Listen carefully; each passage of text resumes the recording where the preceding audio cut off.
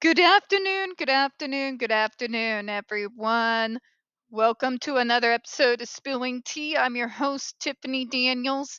We are going back to that horrible world known as the JRC. But before we do the usual disclaimers, my God, I'm glad to be back on the couch. My back, oh my gosh. If you're unfamiliar with the Stop the Shocks campaign or the campaign against the troubled teen industry, you're going to find all the pertinent links right there in the description box. Please, in particular, take note of the article written by NeuroClastic, a small non for profit started by autistics for autistics. In it, they interviewed over 800 ABA professionals in regards to the JRC's so called behavior modification program. The Judge Rotenberg Educational Center doesn't want you to read that article so much. They threatened NeuroClastic with a defamation lawsuit if they did not remove it from the website. NeuroClastic refused. You know the drill. Please read the article. Share on all your social media. Also included is NeuroClastic's public statement regards to the defamation lawsuit threat, as well as a link to their GoFundMe. We are crowdfunding just in case the JRC ever does actually see through with their threats. Trigger warning 1.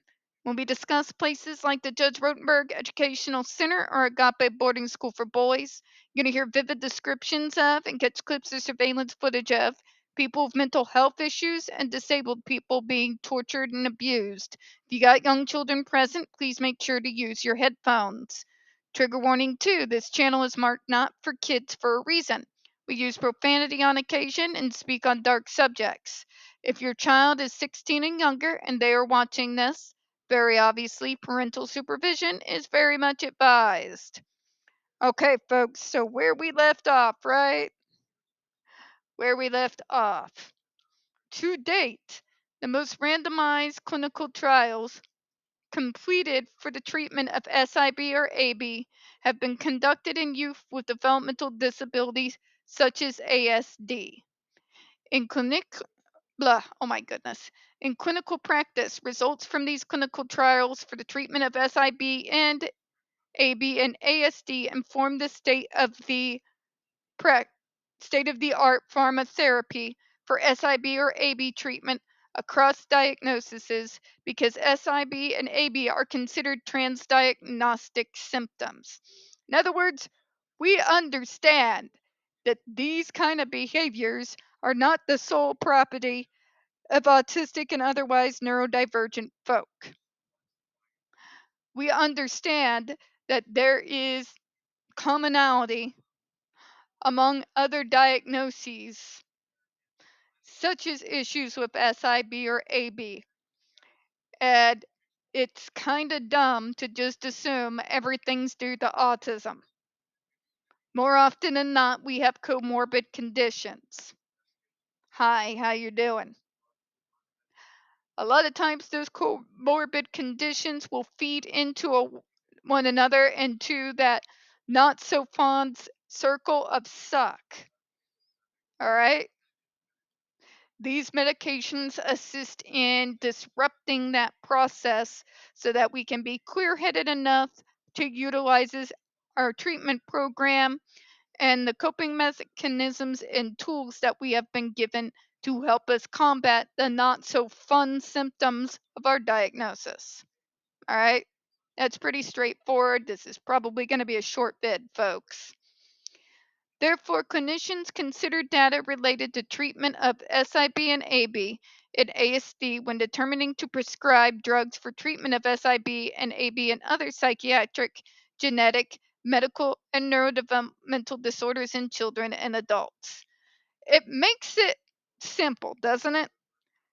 This is a long-winded way of saying exactly what I said at the beginning of these set of videos that I'm doing for today. More often than not, those medications are being utilized as supplements as a small part of a comprehensive treatment program or plan. It often is used to help deal with comorbid diagnoses that feed into the autism and the circle of suck, or it might assist directly in regards to those of us who not only have PTSD, but have anxiety disorder. An anxiety disorder that can be so bad at times that it will completely incapacitate us and often feed into autistic burnout. Again, hi, how you doing? I'm trying to fight that now because my job's driving me insane. You see where I'm going with this, right? It's very self-explanatory here. A, nobody is saying that you use medication solely and alone to address these issues and expect that it's going to work. Literally, no one's saying that. To say, but it doesn't attack them directly, so no. The overall treatment program, with medication being a part of it, is what helps in regards to these issues directly.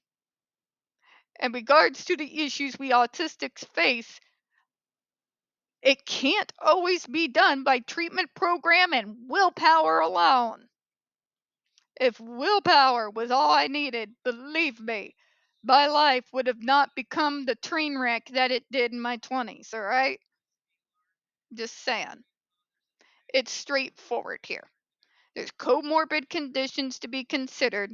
There's the idea that the SIB and AB are not disorders in and of themselves, but a product of overall diagnosis of a particular individual, and that it is a part of, not the entirety of, a treatment program to address directly SIB and AB.